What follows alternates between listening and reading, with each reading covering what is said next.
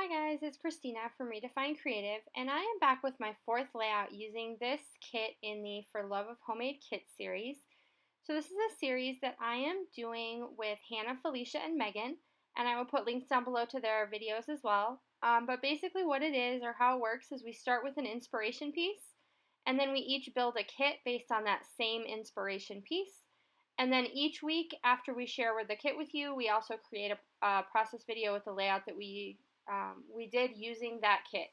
And so this is the last layout that I am creating with the July kits, and then we'll be moving on to a new kit in August. And so this is a layout where it's really great for a lot of photos and a lot of not so great photos.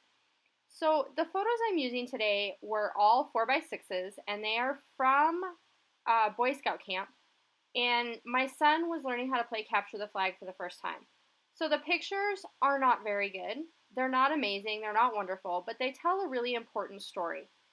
And so what I have done is I have cut all of those pictures down to 3x3 size. And then I put them all on a white piece of cardstock in just a 2x3 grid. And then I have the little pieces of flair that you saw me adding in the middle of those photos. Because they are like a little bit different, I don't know, it took me a while to get them where I wanted them on that cardstock. I cut them a little bit different or something. So those little pieces of flair in the middle kind of make it so that the seams aren't quite so evident. So everything looks perfect. And then I took a bunch of strips of the pattern papers that I had left in the kit. So this is all scraps, things that I've been using throughout this entire month of July. And place them in the background over that piece of, it's like embroidered looking lines. And then what you just saw me do is I took my tab punch and I went ahead and punched a bunch of tabs out of the same papers that were from the collection. So just using up little pieces of the scraps.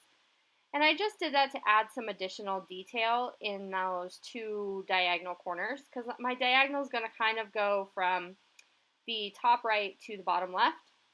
And now I've pulled out that Life in Color ephemera pack from Simple Stories.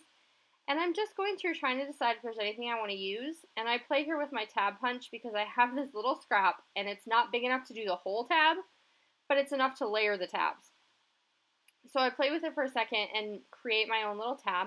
And then I grab these little banner flags and play with those, trying to decide where I want them to go. And it ends up back up there in that top corner. But I do spend some time, and this is my normal process, going through the ephemera, going through the embellishments, trying to decide exactly what I want to use. And I do pull out those two little stars as well. And then I've pulled out that pack of clips that was one of my freebies for this month. And that little clip on the bottom just says, "Oh yeah." So I have pulled that one to use as well. And you notice I'm using that washi tape strip as kind of the ledge where I'm building everything off of there on the bottom. And then I'm grabbing my Dear Lizzie little sticker words and adding a few of those. So that one just says "Life is the Party." And then the bottom left-hand corner, or the bottom right-hand corner is going to say "Wild and Wonderful." And the top right-hand corner is going to say "Be Clever." Because this is a game of capture the flag, so I want to have those little phrases work. And as you can tell, I'm building the majority of my layout on the left side of the page. And I'm doing that very purposefully because I have a lot of journaling. There's a lot of things that I want to say, and that's all going to go on the right-hand side. So not the greatest pictures, but a really important story. So I want to be able to have a lot of room to tell that story in my son's album. So right now I'm going through all my sticker letters, trying to decide what's going to work for the title. And I actually end up going back to my stash and pulling out these little bit more blocky font stickers, and I just put them on a piece of wax paper, and this is often the strategy I use before I decide where I want my title to go. And as you see there, I moved it around and around and around. The wax paper is perfect because it makes it so that I can see through it and see how it's going to look. And I decided to put it up there on the left. I was concerned that that was creating too much weight on that side, but once I get my journaling done, which I did off camera, it actually kind of evens everything out.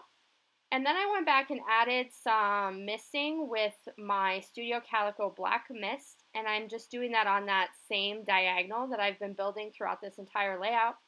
And that's basically going to do it. So it came together pretty quick. It's a great idea for multiple photos and photos that aren't that great, but tell a really important story. So I hope you enjoy this layout. Make sure you check out Hannah, Megan, and Felicia's layouts as well, and we'll be back soon with a new kit for August. Bye!